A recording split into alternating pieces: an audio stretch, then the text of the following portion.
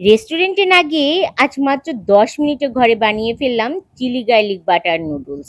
আর এতে আজ থাকছে আমার একটা স্পেশাল টুইস্ট। নুডলসটা সিদ্ধ করতে হবে, তার জন্য জলটা গরম করে নুডলসগুলো দিয়ে দিলাম। এখানে 5-6 প্যাকেটের মতন ম্যাগি নুডলস আছে। এতে দিয়ে দিলাম সামান্য সয়াবিন তেল আর কিছুটা পরিমাণে লবণ দিয়ে নুডলসটা 80% সিদ্ধ করে নিতে হবে। মানে একটার গায়ের সাথে একটা লাগবে না, ঠিক সেরকমভাবে সিদ্ধ করে নিয়ে তারপর আমার নুডলসটা বেশি বলে আমি একটু জল দিয়ে ধুয়ে রাখছি।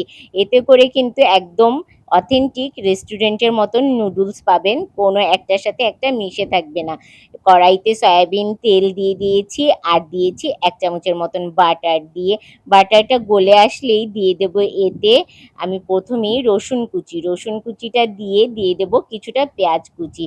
রসুন আর পেঁয়াজটা হালকা একটু টস করে নেব, যেমন রসুনটা পুড়ে যাবে না আর পেঁয়াজটার গায়ে কিছুটা কিছুটা পেঁয়াজের হালকা ব্রাউন কালার আসবে, ঠিক ততটুকু সময় ভেজে নেব। রেস্টুরেন্টে কিন্তু পেঁয়াজ কুচি দেয় না, কিন্তু আমি একটু ক্রাঞ্চি ভাব আর দারুণ স্বাদের জন্য একটু পেঁয়াজ কুচি দিয়ে দিয়েছি। আর এখন দিয়ে দিচ্ছি আমি কিন্তু এতে কাঁচামরিচ কুচি, ক্যাপসিকাম কুচি আর টমেটো কুচি। এখন আর বেশিক্ষণ ভাজবো না, একদম হাই ফ্লেমে 2 মিনিটের মতন টচ করে এতে দিয়ে দেব আমি সস। প্রথমেই দিচ্ছি আমি এতে সয়া সসটা দিয়ে দিয়ে দেব টমেটো সস আর চিলি সস। দিয়ে এখন 2 মিনিটের মতন টস করব। সামান্য একটু বুদবুদ আসলেই এখন দিয়ে দেব আগে থেকে সিদ্ধ করে রাখা সেই নুডলসটা দিয়েই আমি কিন্তু হাই ফ্লেমেই রাখবো। হাই ফ্লেমে এটা টস করতে হবে।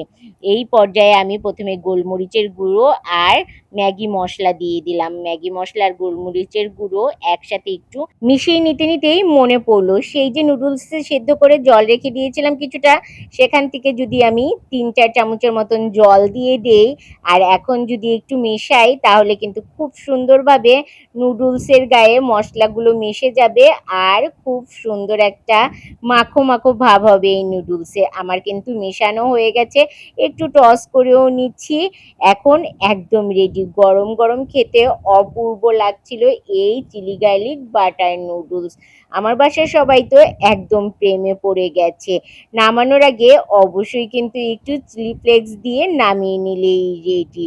রেসিপিটা কেমন লাগলো বাড়িতে বানিয়ে কিন্তু জানাতে ভুলবেন না। এত ভিড়ের মাঝে কখন যে রেসিপিটা হারিয়ে যাবে বুঝতেও পারবেন না। হারিয়ে যাওয়ার আগেই সংরক্ষণ করে রেখে দিন। ফোড়নের রান্নায় আবার দেখা হবে।